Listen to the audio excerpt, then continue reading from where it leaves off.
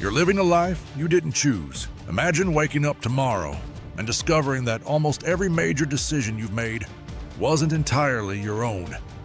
The career you pursued, the way you define success, the clothes you wear, the opinions you defend, even the voice inside your head that tells you whether you're enough. What if much of it was inherited, not chosen? Imagine standing in front of a mirror. You recognize the face looking back. But then, someone asks a question you've never seriously considered.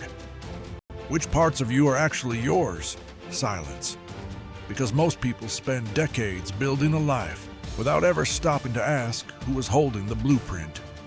The invisible authors of your life. Long before you could make decisions, decisions were being made around you. You learned what deserved praise, what deserved shame, what success looked like, how men should behave, how women should behave, whether emotions were welcomed or hidden. No one handed you a rule book.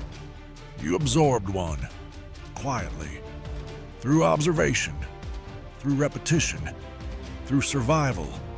Children don't question the emotional climate they grow up in. They adapt to it.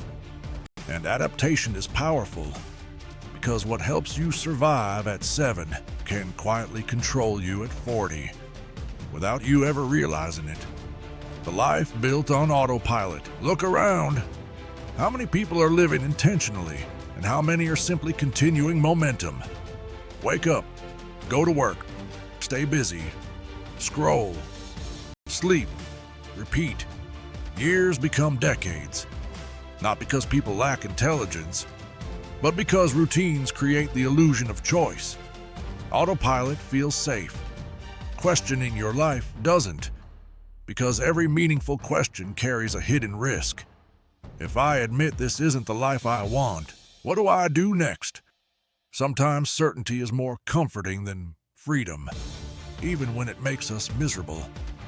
The fear of disappointing the wrong people. Many people don't fear failure. They fear disappointing the people whose approval shape their identity. Parents, teachers, partners, society.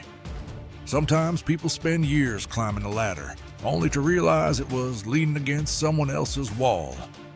The tragedy isn't working hard. The tragedy is working hard toward a destination you never truly chose. There comes a moment when every person must answer a difficult question. Am I living from conviction or from conditioning? Why change feels like betrayal. Have you ever noticed how guilty people feel when they begin changing? They set boundaries. They say no. They stop performing. They become more authentic. And suddenly, people accuse them of changing. They're right. They are changing. Because growth always threatens systems that benefited from your old identity. The version of you that pleased everyone may not be the version that gives you peace. That's why change feels like betrayal. Not because you're becoming someone worse, because you're becoming someone unfamiliar. Writing your own story, freedom begins with awareness. Not rebellion, not blaming your past. Awareness. The moment you realize, I inherited this belief. I didn't choose this fear. I learned this pattern. Everything changes. Because inherited beliefs can be questioned. Conditioning can be rewritten. Identity can evolve. You're not responsible for every story you are given, but you become responsible for the stories you continue to live. Cinematic closing. One day, someone will describe your life in a few simple sentences. The question is, will they be describing a story you intentionally wrote, or one you quietly inherited?